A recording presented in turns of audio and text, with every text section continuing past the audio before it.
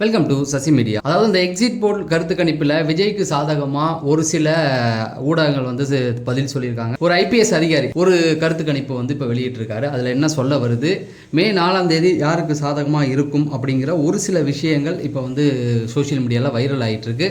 அதை பற்றியும் பார்த்துடலாம்.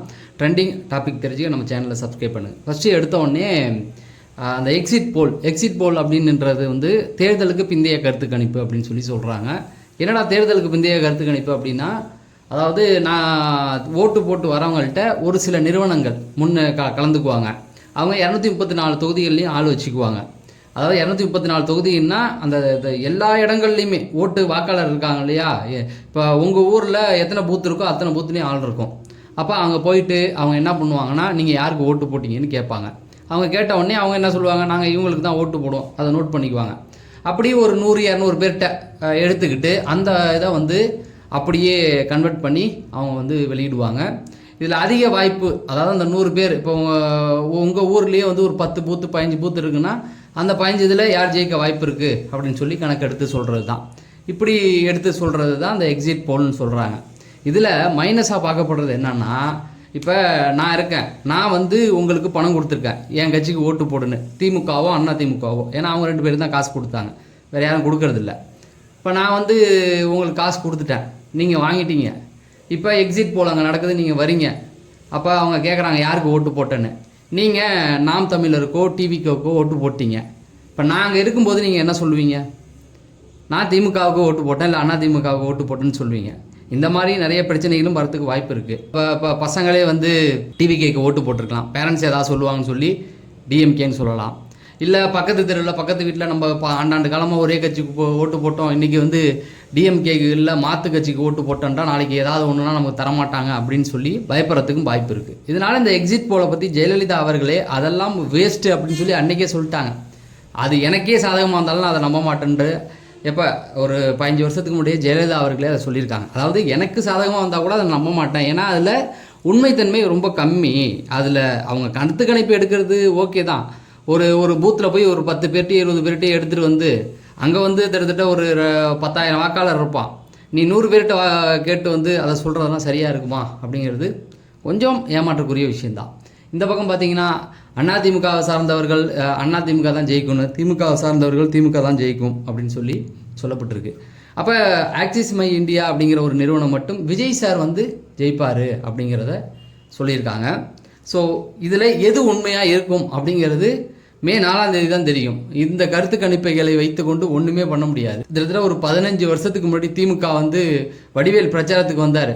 விஜயகாந்த் ஜெயலலிதா வந்து ஒரு கூட்டணியில் இருந்தாங்க. அப்போ ஊரே வந்து பரபரப்பாக பேசினுச்சு, டிஎம்கே தான் வரும், டிஎம்கே தான் வரும், டிஎம்கே தான் வரும்னு. எலெக்ஷன் ரிசல்ட் அப்படியே மாற்றிடுச்சு. கிட்டத்தட்ட 21 இடத்துல தான் அவங்க வந்தாங்க.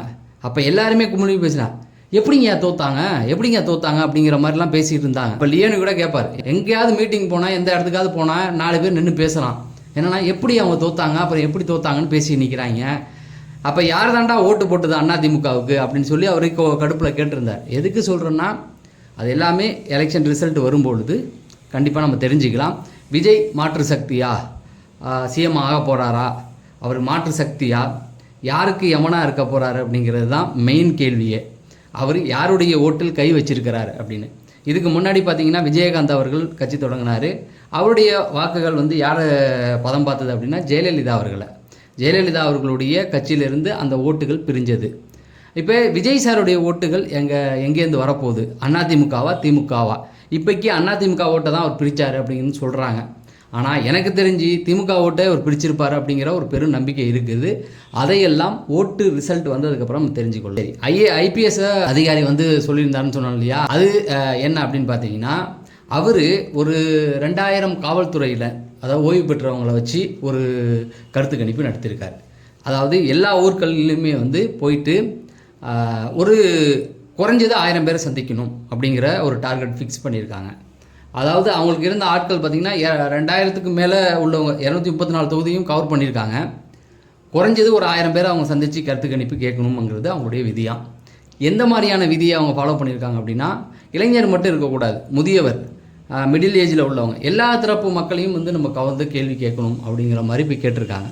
ஸோ அந்த கருத்து கணிப்புடைய முடிவில் என்ன வந்திருக்கு அப்படின்னா விஜய் தான் வருவார் அப்படிங்கிறத அவர் சொல்லி மற்றவங்க ஓகே. ஏன்னா மற்றவங்களை பொறுத்த வரைக்கும் ஒரு நிறுவனம், இவர் வந்து ஒரு அதிகாரி, காவல்துறையில் இருந்திருக்காரு, சென்னையில் ஒர்க் பண்ணியிருக்காரு, நல்ல பெரிய போஸ்ட்டில் இருந்து வந்தவர் தான். அவர் வந்து இன்ட்ரெஸ்ட்டாக வந்து இதை எடுத்திருக்கார். யூடியூப்பில் வந்து நிறைய இன்ட்ரெஸ்டிங்கான விஷயங்கள் பேசுவார். அவர் சொல்கிற விஷயங்கள் கரண்டில் என்ன விஷயம் போயிட்டுருக்கோ அதை வச்சு ரிலேட்டடாக வச்சு நிறைய விஷயங்கள் பேசுகிறார். ரொம்ப ஆக்கப்பூர்வமான விஷயங்களை பேசுகிறாரு. அவர் வந்து ஒரு அறிக்கை கொடுக்குறாரு, விஜய் அவர்கள் ஜெயிப்பார் அப்படின்னு சொல்லி ஒரு 41% வந்து சொல்கிறார். எனக்கு இந்த இடத்துல கொஞ்சம் ஒரு மாதிரி ஆகுது. ஏன்னா 41% விஜய் வாங்குற, அவர் ஜெயிக்கிறதுல எனக்கு சந்தோஷம்தான். ஆனால் 41% அப்படிங்கிறது இது வரைக்கும் அரசியல் களத்தில் பார்த்தீங்கன்னா எம்ஜிஆர் கூட வாங்கலை. எம்ஜிஆர் வாங்கின ஓட்டு சதவீதமே பார்த்தீங்கன்னா 36% தான். ஜெயிச்சிட்டாரு, சிஎம் ஆகிட்டார். ஆனால் மொத்த வாக்கு சதவீதம் வந்து 36% தான். விஜய் அவர்களுக்கு 41%ன்னு சொல்கிறது எனக்கு ஏதோ ஒரு இடத்துல சரியாக இருக்குமா அப்படின்னு. அரசியல் களத்தில் இது எனக்கு தெரிஞ்ச வரைக்கும் என்டி ராமராவ் தெலுங்கில் 46% வாங்கியிருக்காரு. அதுதான் ஹையஸ்ட். அதுவும் 9 மாதம் கட்சி தொடங்கி 9 மாதத்துலேயே முதல்வர் ஆனால் அப்போ அவருக்கு ஒரு 70 வயசு ஆகிடுச்சின்னு வச்சுக்குவோம். அதாவது விஜயை விட ரொம்ப பக்குவப்பட்ட அவருடைய, இன்றைக்கி விஜய் அவர்கள் பற்றி சொல்கிறோம் இல்லையா, அவருடைய ரசிகர்லாம் விசில் சின்ன சின்ன பசங்க அப்படின்னு.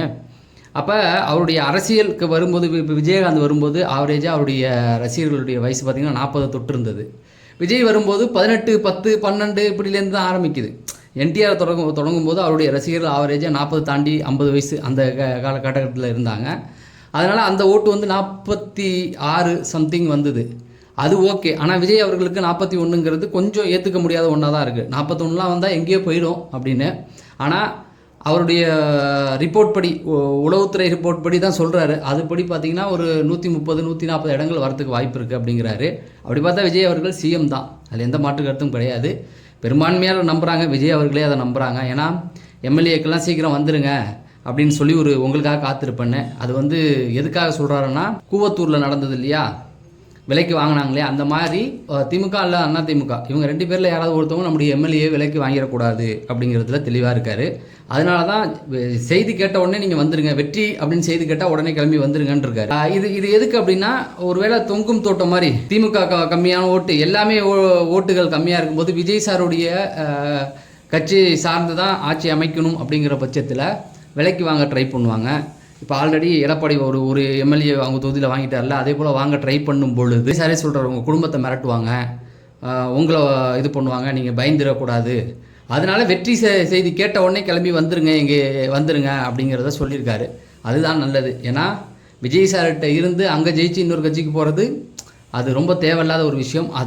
அதுக்கப்புறம் அவர் அந்த தொகுதியில் ஜெயிக்கவே முடியாது அப்படிங்கிற அளவுக்கு தான் போகும். ஏன்னா மக்கள் கொஞ்சம் விழிப்பாக இருக்காங்க.